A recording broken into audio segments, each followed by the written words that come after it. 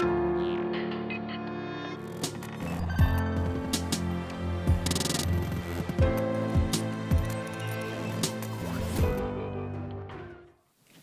everyone. My name is Harpreet. We are presenting a work today called Ephemera. This work was primarily initiated at the University of Tokyo and also executed at Parsons School of Design. I'm from the University of Tokyo and Parsons School of Design. Our collaborators on this project are Yibo from Parsons and Yasuaki Kakehi from the University of Tokyo. This work is a media art or metaphorical work considering what we are undergoing in terms of the CO2 levels in the environment. This is an installation not particularly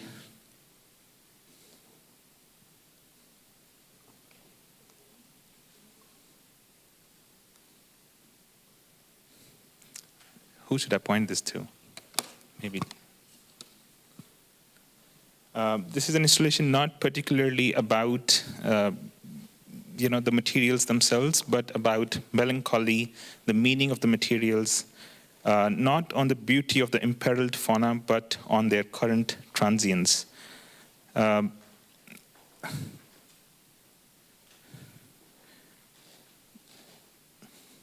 Okay, so this is how the installation looks like, and it's about transience.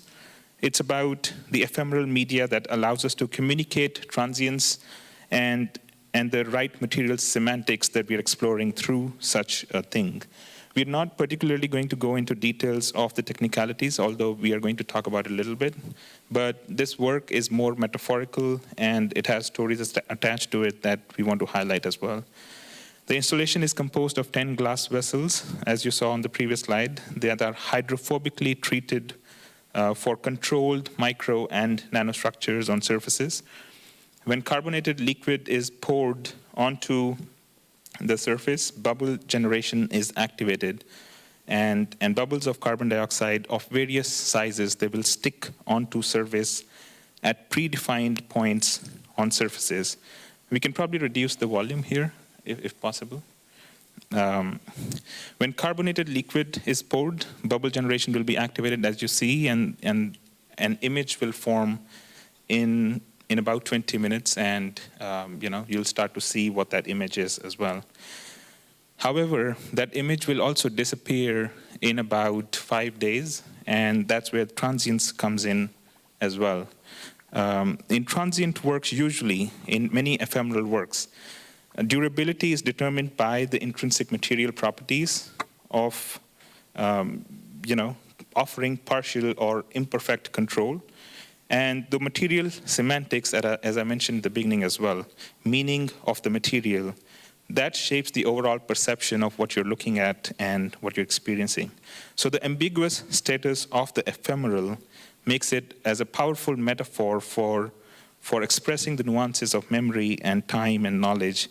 The interpretation of the ephemeral meanings and the consequences is thus beyond the object itself.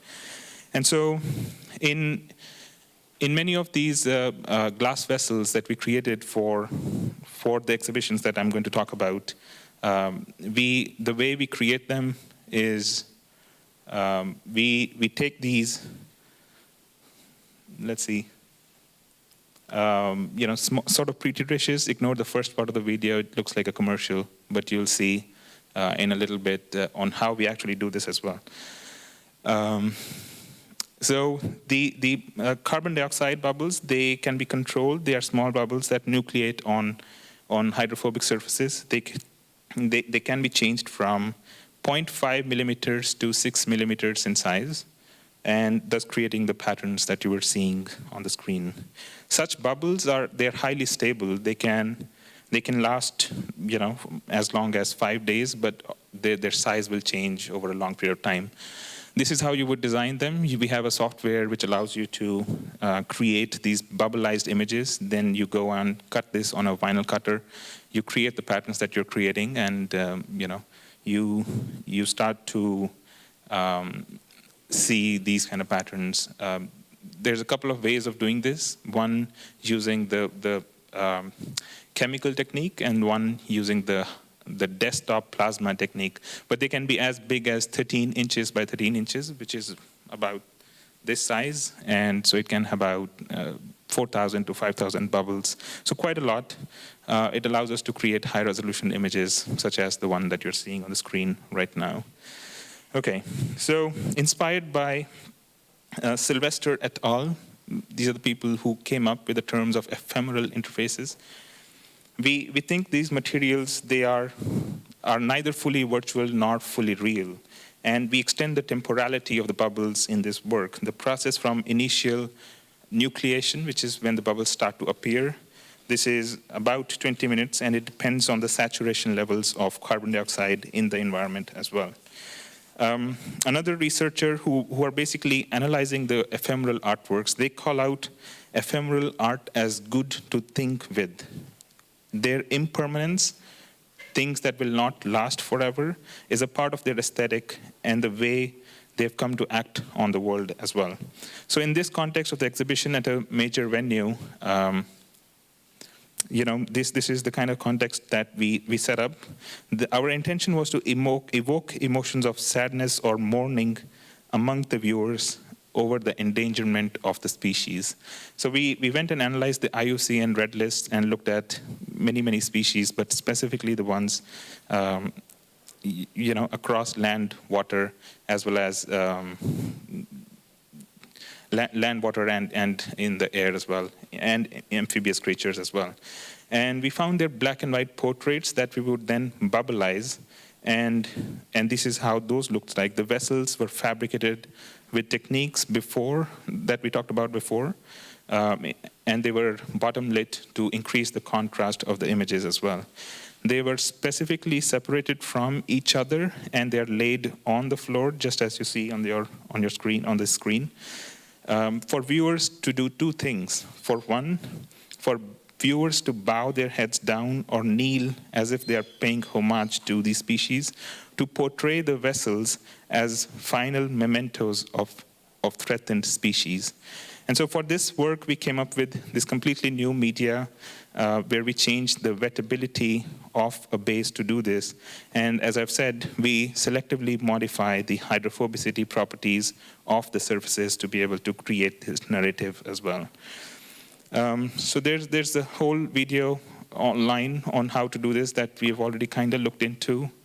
So we won't go into too much of these methods, but basically we have created this novel fabrication technique that selectively modifies the hydrophobicity properties on glass and plastic and other materials as well.